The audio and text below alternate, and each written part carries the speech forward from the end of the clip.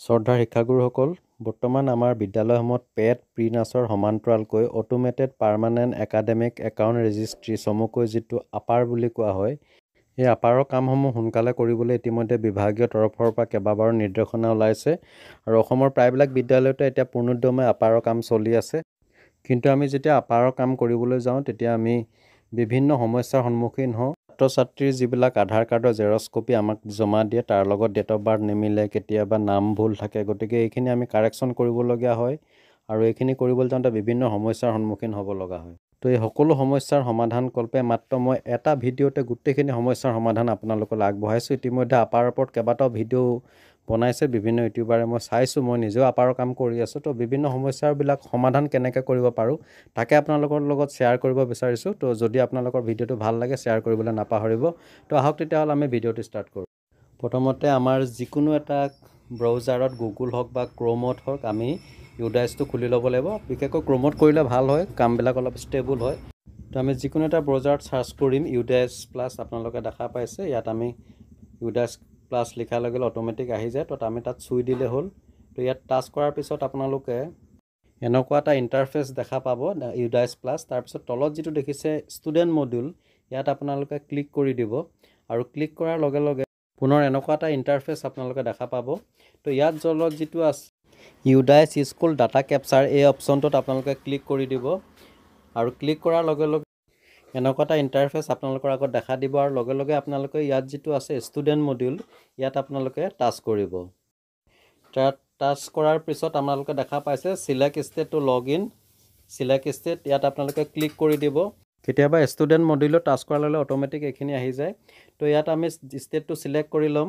দেখা পাইছে আমাৰ যিটো আছাম হয়, আছামত আমি টাচ কৰি দিম, আছামটো চিলেক্ট কৰি ল'ম আৰু এইটো চিলেক্ট কৰাৰ পাছত ছাইডত যিটো গো আছে, গোৰ বুটামটোত আমি টাচ কৰি দিম আৰু ইয়াত টাচ কৰাৰ পিছত আপোনালোকে দেখা পাব এনেকুৱা ধৰণৰ এটা ইণ্টাৰফেচ আহিব। ইয়াত যিটো আমাৰ ৰেড হৈ আছে কাৰেণ্ট একাডেমিক ইয়েৰ 2024 to 25, ইয়াত আমি টাচ কৰিব লাগে। এইখিনি আপোনালোকে জানে নিশ্চয়, ডাইচৰ কাম কৰি আছে অতদিনে, প্ৰতি বছৰে ইউডাইচৰ কাম আপোনালোকে কৰিছে নিশ্চয় জানে, তথাপিতো মই ইয়াত মেনশ্যন কৰিছোঁ কথাবিলাক। তো ইয়াত টাচ কৰাৰ পিছত আমাৰ এনেকুৱা এটা ইণ্টাৰফেচ আহিব। আমি তলৰ যিটো সৰু ৰেড বক্সৰ ভিতৰত ক্ল'জ আছে এইটো টাচ কৰি এই পেজটো আমি বন্ধ কৰি ল'ম আৰু ইয়াৰ পাছত আমাৰ প্ৰধান কামখিনি আৰম্ভ হ'ব। ইয়াৰ পিছত আমাৰ প্ৰধান কৰণীয় কামটো হৈছে আমাৰ সন্মুখত এনেদৰে আহি পৰা ইণ্টাৰফেচৰ যিটো আপাৰ মডিউল, আমি ডাইৰেক্ট আপাৰৰ কাম কৰিবলৈ গ'লে নহ'ব। তাৰ আগতে আমি যিটো লিষ্ট অফ অল ষ্টুডেণ্ট আছে ইয়াত ক্লিক কৰি ল'ব লাগিব আৰু ষ্টুডেণ্টৰ সকলোখিনি তথ্য ঠিকে আছেনে নাই আমি এবাৰ পৰীক্ষা কৰি চাব লাগিব। এতিয়া লিষ্ট অফ অল ষ্টুডেণ্টত ক্লিক কৰাৰ লগে আপোনালোকে দেখা পাইছে এক্টিভ ষ্টুডেণ্ট এই অপশ্যনটো আহিছে। এতিয়া আমাৰ প্ৰথম কৰণীয় কাম হৈছে আমি এক্টিভ ষ্টুডেণ্টত টাচ কৰিম।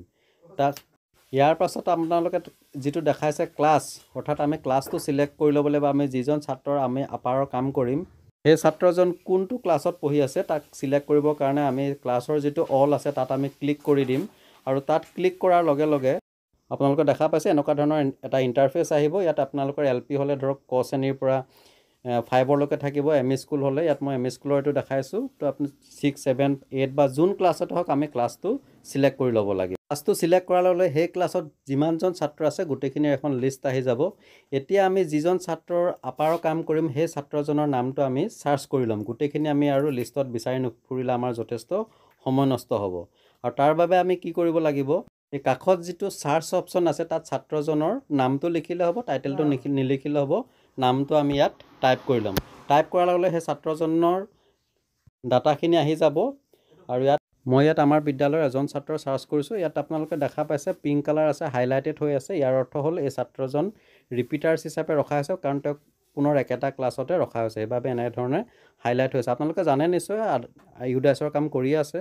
এতিয়া আমি যেতিয়া ছাত্ৰ ছাত্ৰীসকলৰ আধাৰৰ ষ্টেটাছ চেক কৰিবলৈ যাম তেতিয়া এনেকুৱা ধৰণৰ আপোনালোকে দেখাব পাৰে। কিছুমান ছাত্ৰৰ ক্ষেত্ৰত আপোনালোকে দেখা পাইছে ভেলিডেট আধাৰ ফ্ৰম UADAI আৰু কেতিয়াবা কিছুমান ছাত্ৰ এনেধৰণৰ আহিব পাৰে আধাৰ নম্বৰ নট এভেইলেবল। এনে ক্ষেত্ৰত আমি ছাত্ৰ ছাত্ৰীজনৰ আধাৰ নম্বৰটো এড কৰিব লাগিব। তাৰ পূৰ্বে আমি ছাত্ৰ ছাত্ৰীসকলৰ যেতিয়া আধাৰ নম্বৰ এড কৰিছিলোঁ ইউডাইচত তেতিয়া যিসকল ছাত্ৰ ছাত্ৰীৰ আমি আধাৰ নম্বৰ পোৱা নাছিলোঁ তাত আমি 12টা 9 লিখি ৰাখিছিলোঁ আৰু তাৰ পৰিৱৰ্তে এতিয়া আমি ছাত্ৰজনৰ বা ছাত্ৰীগৰাকীৰ যিটো প্ৰকৃত আধাৰ নম্বৰ সেইটো ইয়াত আমি এড কৰিব লাগিব।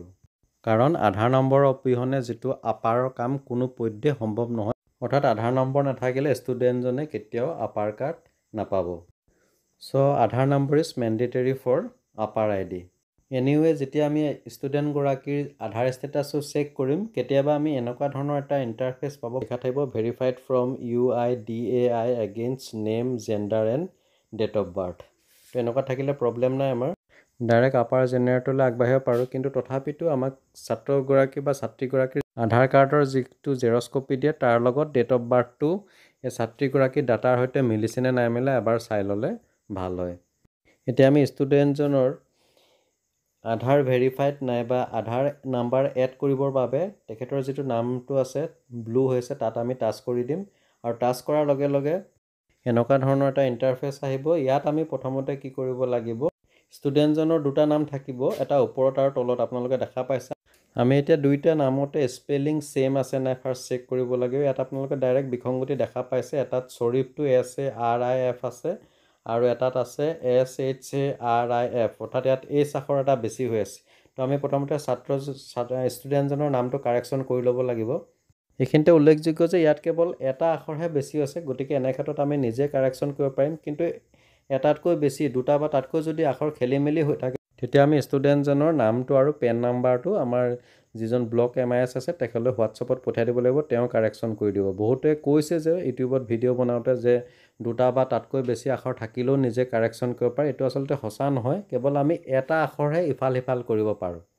গতিকে দুটা বা তাতকৈ অধিক আখৰৰ বিসংগতি থাকিলে আমি যেতিয়া আপাৰ ID ক্ৰিয়েট কৰিম তেতিয়া এনেকুৱা ধৰণৰ এটা ইণ্টাৰফেচ দেখা পাব। কি লিখিব শেষত, some mandatory fields value are incorrect or missing, আৰু তাৰ তলত লিখা থাকিব the students name change is not allowed, please check the name change policy in the note section. তো এনেকুৱা ধৰণৰ এটা ইণ্টাৰফেচ দেখা পৰিব। আপোনাৰ সময়খিনিও এনে গ'ল আৰু লগতে ষ্টুডেণ্টজনৰ আপাৰ মডিউলৰ কামখিনিও হৈ নুঠিল।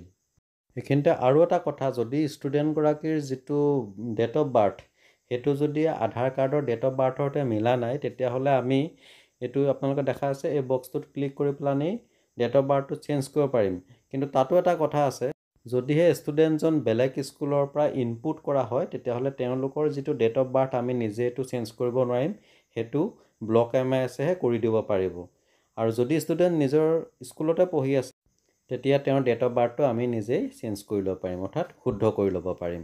তো মষ্ট ইম্পৰ্টেণ্ট টপিক এইটো, আৰু এই কামখিনি যদি সঠিকভাৱে আমি কৰি নলওঁ শেষত আমি এনেকুৱা ধৰণৰ এটা ইণ্টাৰফেচ দেখা পাম।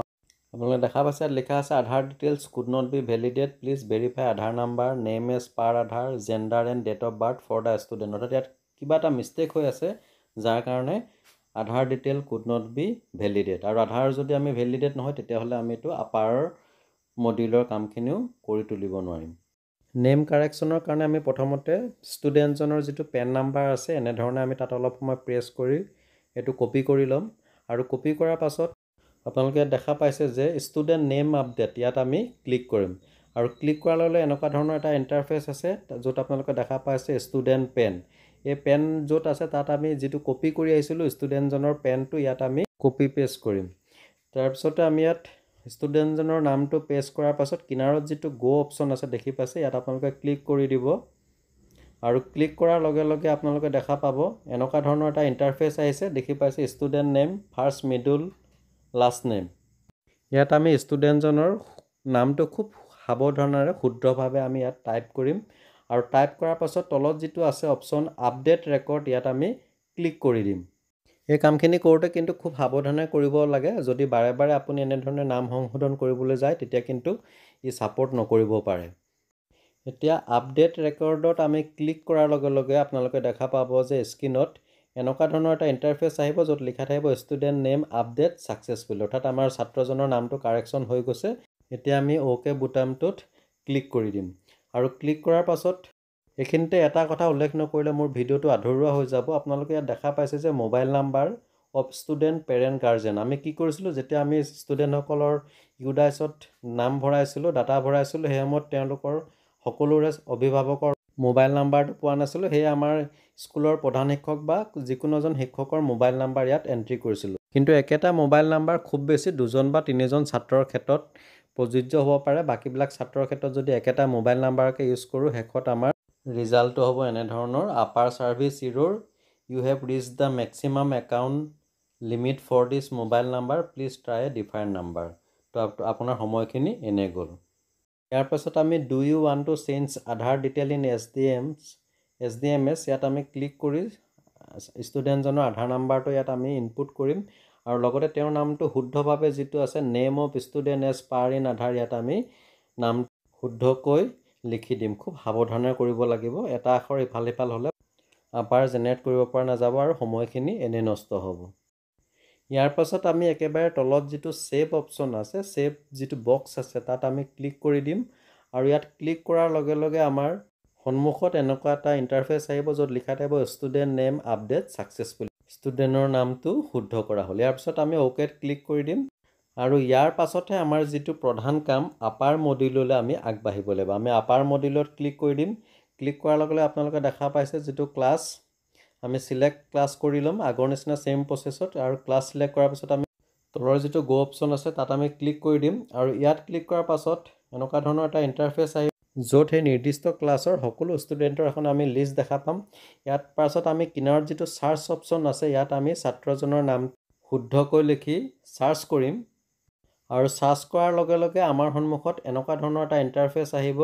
আপোনালোকে দেখা পাইছে ভিডিঅ'টোত আমি আপাৰ জেনেৰেট কৰিবলৈ বিচৰা ষ্টুডেণ্টগৰাকীৰ আপাৰ ID দেখা পাইছে নট এভেইলেবল। এতিয়া আমি একশ্যনত যিটো জেনেৰেট বক্স আছে তাত আমি ক্লিক কৰি দিম আৰু ক্লিক কৰাৰ লগে এনেধৰণৰ এখন ফৰ্ম আহিব। ইয়াত লিখা আছে consent by father mother legend guardian of student for APAAR ID generation.